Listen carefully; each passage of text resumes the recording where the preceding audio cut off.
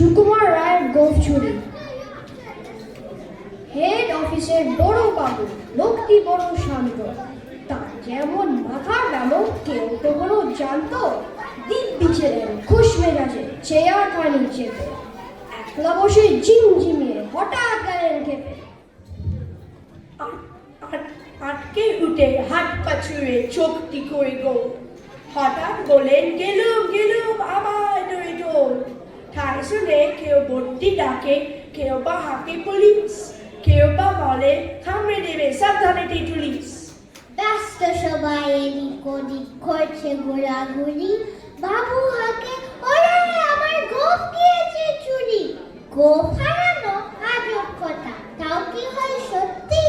গোঁফ চুরা তো তেমনি আছে কমেডি আকৃতি, সবাই ধারে বুঝিয়ে বলে সামনে ধরে আয় না, মোটেও গোঁফ হয়নি চুরি, কখনো তা হয় না।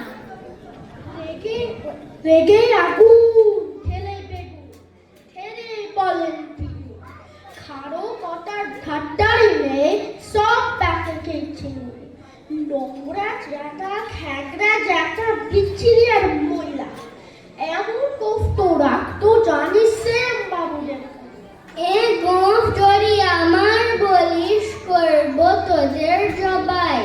এই না বলে জরিমানা করলেন তিনি সবাই, ভীষণ রেখে বিষম খেয়ে দিলেন লিখে খাতায়, কাউকে বেশি লাই দিতে নাই, সবাই চড়ে মাথায়।